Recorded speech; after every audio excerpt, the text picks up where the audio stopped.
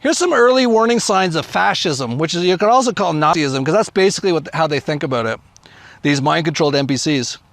Destruction of religion. You ever notice that's going on in the West? Gun confiscation.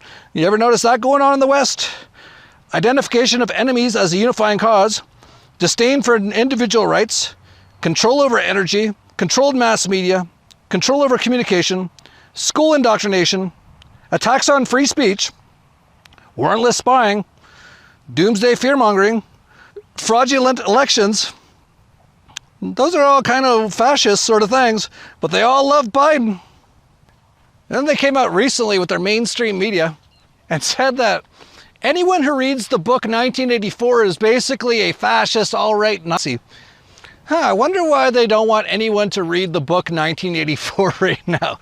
Could it be because everything in that book is exactly what's going on in the West and especially the US right now? Like, let's just take one quote from 1984.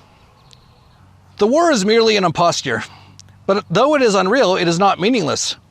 It eats up the surplus of consumable goods and helps to preserve the special mental atmosphere that the hierarchical society needs. War, it will be seen, is now a purely internal affair. The war is waged by each ruling group against its own subjects. Yeah, just like in the book, East Asia is always at war with Oceania, and yeah, the West is always at war with the East in our world. But none of it's really real. It's all made up, and it's mostly just to keep the NPCs, the taxpayers, as the IRS calls them, the slaves, in like fear and made to feel like they have to give up all their money to this organization because of this horrible war they're in.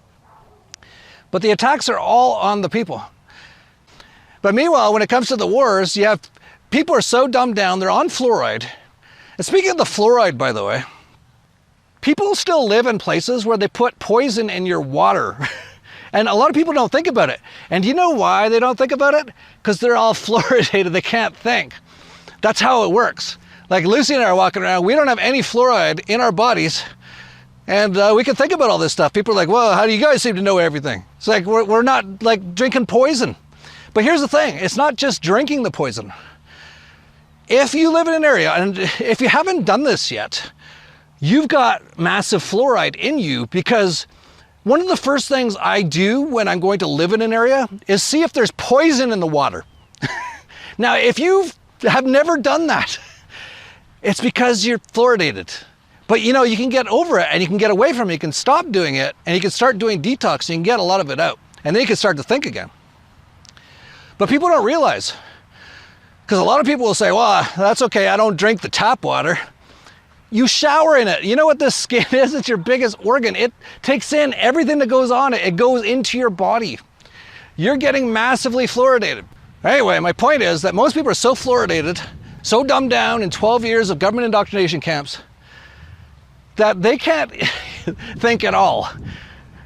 So when they have all these wars, you have some people, they even put like these bumper stickers on their car. Endless wars, scratch out the less, end wars. And by the way, I support the Ukraine-Russia war. Oh, really? What kind of computations, deep mathematical computations did you do to come up with that?